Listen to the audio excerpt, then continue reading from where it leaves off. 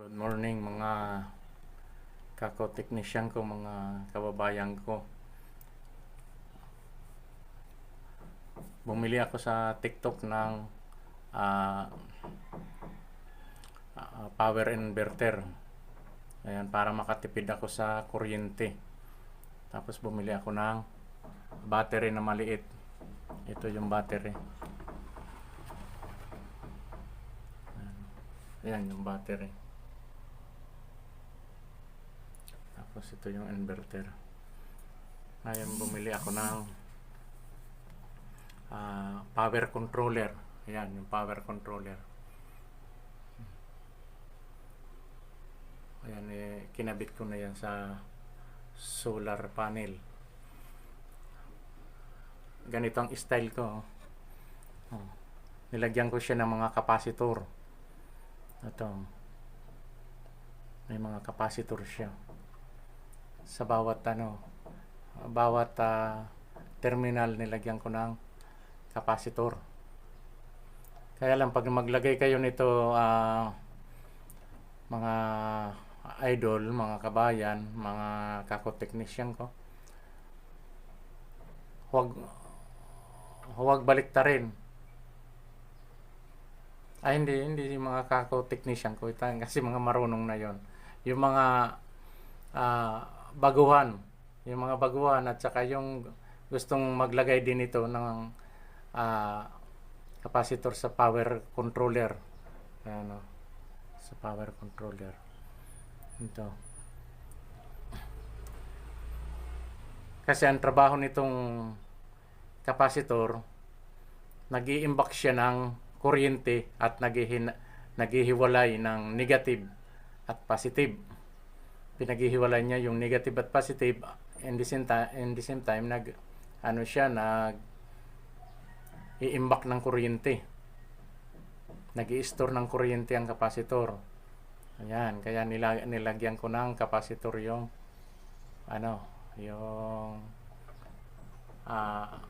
terminal ng power controller. Ayan,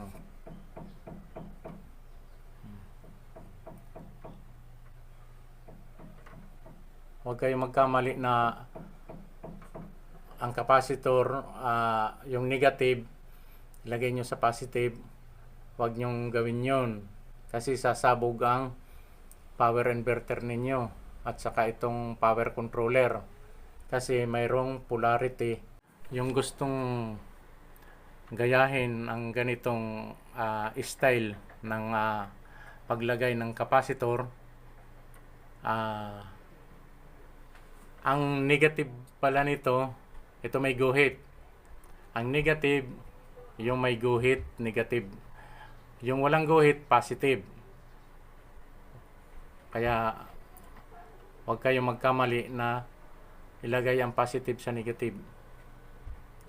Basta ang palatandaan ng capacitor na ito, yung may guhit, negative.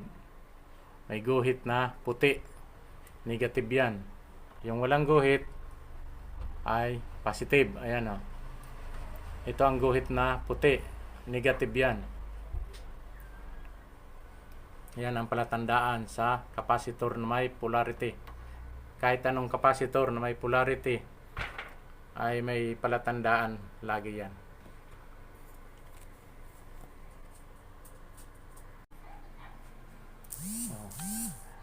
Yan, nakaunas siya.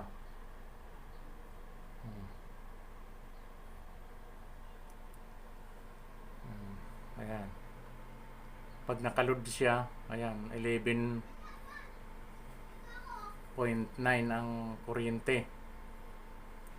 Ayan ang connection niya, no.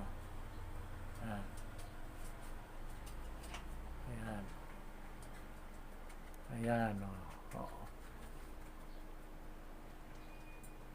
Yung walang walang bombilya, yan sa Meralco. Yung may bombilya, ayan yan sa power inverter. Ayan, oh. Yan, nilalagyan ko rin yan ng switch. Ayan.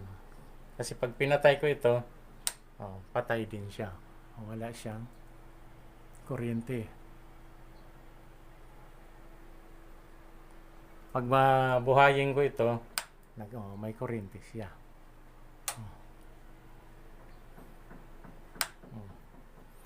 Tapos, diretso yan doon sa, diretso doon sa isa pang bombilya. Ayan. Ayan, oh. Yung sa Meralco, walang bombilya. Yung power inverter, yan ang nilagyan ko ng bombilya. Ayan. Tapos may switch din yan. Ayan, oh. Ayan. Ito din ang switch, no. Oh. Nilalagyan ko ng mga switch. Tapos yung power inverter, may switch din. Nilagyan ko rin siya ng switch para hindi na ako lalapit doon sa power inverter para patayin ng power inverter. Kasi pag hindi namin ginagamit ang ilaw, pinapatay ko yung power inverter para magkarga ng husto yung battery na makakargahan ng solar panel. Yan, pinapatay ko yan din. Yan. Yan, patay siya lahat. Wala siya. Pero pag binuhay ko, pag bubuhayin ko ito, magkakaroon siya ng ayan, buhay siya. Pag pinatay ko, ayan, napapatay yung power inverter. Umaabot pala ito ng 8 oras. 8 oras din inaabot ng ilaw ng karga ng battery pag sa gabi. Pero pag sa araw, kahit na buong araw merong kahit buhayin ng buong araw kasi nagkakarga ang battery, kinakargahan ng solar panel, tuloy-tuloy ang kuryente. Pero pag gabi, maabot lang siya ng 11 hours. Ayan.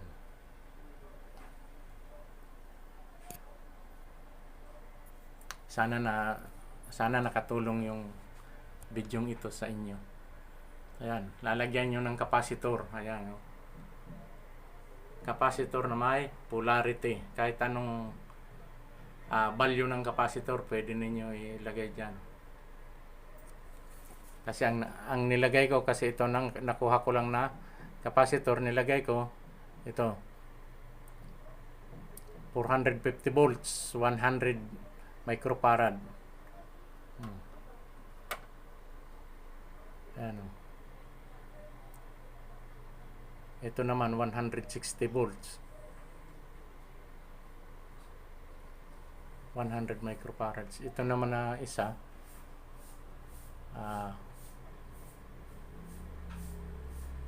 bali ito 450 microfarads, pero ang voltahe 450, 68 volts 68 microfarads siya. Ayan, ganyan ang style ko sa power inverter ko na nabili ko sa TikTok. Thank you sa TikTok.